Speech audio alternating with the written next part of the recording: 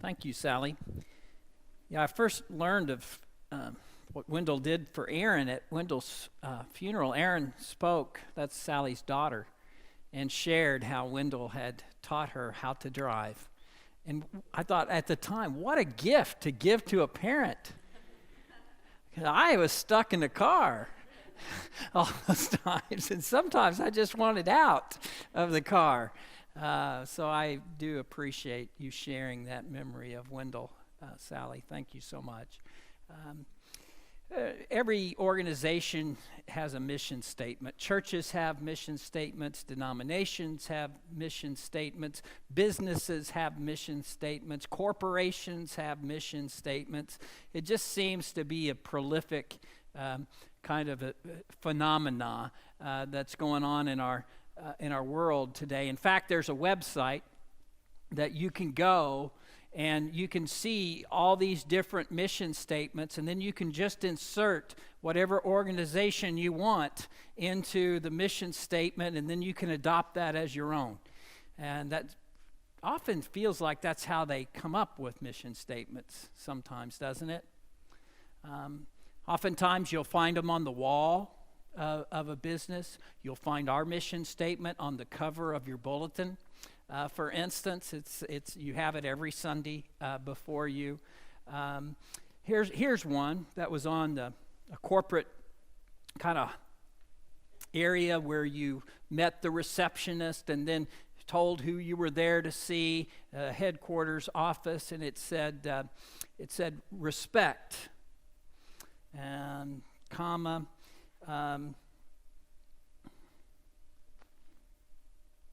Integrity, communication, and excellence. That was in the corporate headquarters of Enron. Respect, integrity, communication, and excellence. And yet that no way influenced the culture of that organization in any way, because they were very disrespectful to their employees and to their investors. They had no integrity in what they did. They lined their own pockets at the expense of their stakeholders, leaving them destitute, and all the while hiding what they were doing. They were not open in their communications, and there was nothing excellent in what they had done. And I think because of that need, that if we're going to have a mission statement, it needs to be part of the organization's culture. It needs to be part of what we practice together, that Jesus gave them, his disciples, the new commandment, which is now our commandment, that you shall love one another as I have loved you. Others will know you belong to me, not by your mission statement, but by your love. What is the church's mission statement? Well, it's given to us in Matthew chapter 28. It's called the Great Commission by many people, where Jesus says, "Go therefore and make disciples of all nations, baptizing them in the name of the Father and of the Son and of the Holy Spirit, and teaching them to obey everything that I have commanded you." That is a big and awesome mission. I heard one person say, to be real, a mission statement has to be big, hairy, audacious. Well, that's big, hairy, and audacious. Go into all the world, making disciples of all nations, teaching them everything I have taught you. So we need this other admonition to love one another, because that's what makes that possible. That's what attracts people, is the kind of fellowship that we share with one another, the kind of openness and encouragement and care that we offer. Who loved you into faith, by the way? I have a cloud of witnesses that I have, and I've been thinking in it longer than you have. I invited you in your arm mail to think about some people and to bring them to your mind and bring them with you today in your heart and in your mind. Who loved you into the faith. John Lewis is on my list. John Lewis was a Sunday school teacher. He taught preteen and teenage boys. God bless him. If there's a saint, he's a saint. I would nominate him if we had saints in the United Methodist Church. I'd put his name out there because you know how teenage boys can be that age? Rotten, precocious, silly, not serious, not paying attention. And yet he accepted us as we were and where we were, and never manifested any kind of impatience with us, or he just treated us with love, that we mattered. And it mattered to him what was going on in our lives, and it mattered to him that we knew that faith was important to him and could be important for us too. And so he was there.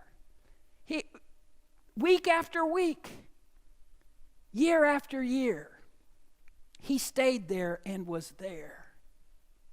And I'm a Christian today, in large part because of the witness and the impression that he made on me, not by the lessons that he taught alone, but how he treated us, and how he treated us as young men, people worthy of his time. And some were even peers of mine in school. Jim Downing comes to mind. Jim Downing and I were in high school together. We both United Methodist, but we went to different churches. In high school, Jim Downing answered a call to ministry. And you know what he said to me? Come on, you should be doing this too. Jim and I remain friends today. Jim is the pastor of the First United Methodist Church of Sedalia, Missouri, and we see each other frequently at church meetings, and we're now in the same district. And it's funny to hear us how we encourage one another, from remembering things from way back through today. Bob McDowell is another one, and Bob McDowell was on the staff of the church that I was attending, and when I graduated from high school, there was no college ministry in that church, and I went to Bob, who had been the youth leader, and I said, Bob, you need to start a college ministry, because a lot of us have graduated, a lot of us are going to SMS right here in town, and we're close, and we could be a part of this. It could be a year-round ministry that I think you could gather a big group. And he says, yeah, that's a good idea. Why don't you do that? And so I did, with Bob's encouragement.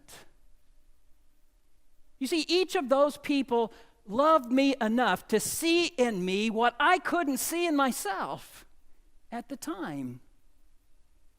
John Lewis saw a young boy of worth. Jim Downing saw a brother in ministry. And Bob McDowell saw the capability to be a leader that I didn't think I could be. Who loved you enough to challenge you to become like Christ and to extend Christ into the world? A new commandment I give you, that you love one another as I have loved you.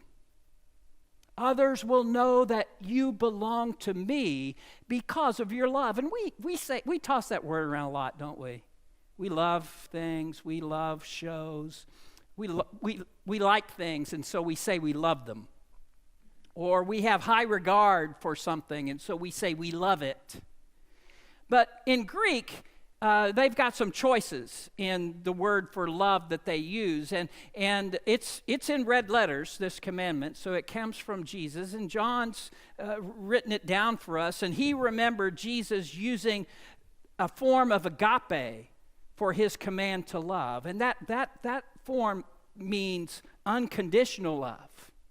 That form means sacrificial love. That form means unselfish love. It's the same form of the word love that Paul uses in 1 Corinthians 13 to describe the gift of love. It's the love of God. I have one of these things I brought with me in my Bible today, about this one is what children say when they're asked, what is love? Now, I didn't bring the one you think. The children say the darndest things, and it's funny.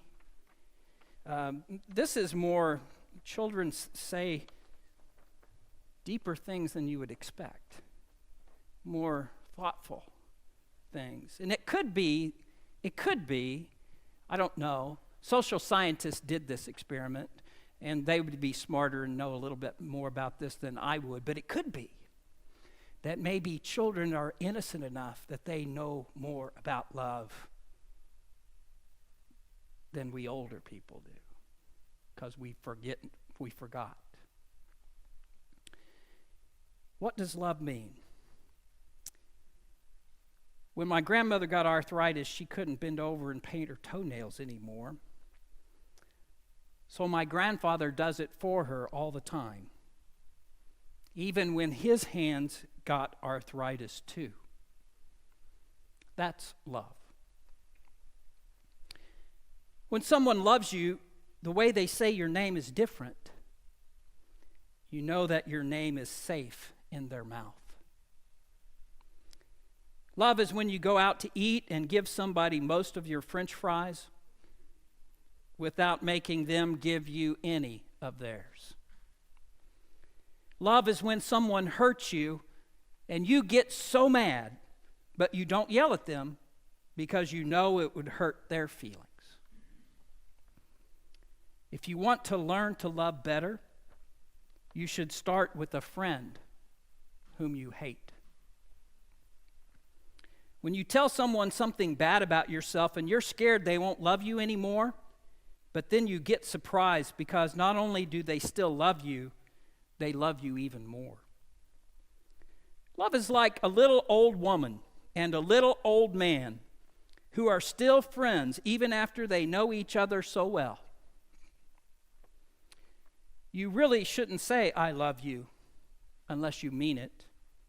But if you mean it, you should say it a lot. People forget. When they crucified Jesus, God could have said magic words to make the nails fall off the cross, but he didn't. That's love. Every pew you've ever sat in, every sanctuary you've ever entered, every kneeling rail you've ever knelt at, every song you've sung, the words on the screen that lifted your heart and got you out of yourself and into the very presence of God. Every one of those is available, has been made available to you because of someone cared enough to give in order that you might be comforted. You might be moved. You might grow in faith and hope and love and godliness together. I was going to challenge you today at the end of the sermon to the people that you've named, the people that have loved you into the faith, to tell them thank you. John Lewis was at my father's funeral, and I got to tell him after the funeral how important he was in my life and how much he meant to me at a time when I was really helped to shape and form me as the kind of person, the kind of Christian, the kind of man that I wanted to be. I already told you, Jim and I talk all the time, encouraging one another and kidding one another all in the same time, loving one another as brothers in ministry. Bob McDowell was at my ordination. And I got to tell him, you wouldn't take no for an answer. Thank you. My grandmother, I didn't mention her, but she was very much formational for me in my life and my faith. I did tell her often when she was still alive, but you know how I can thank her today? To follow her example. And this is the example that I remember the most from my grandmother. This one thing. Whatever you're going through, no matter how hard or how painful it might be, God has not abandoned you. God still loves you. God's blessings are still there for you. Focus on those things and not the things that hurt. I try to be that person, like her.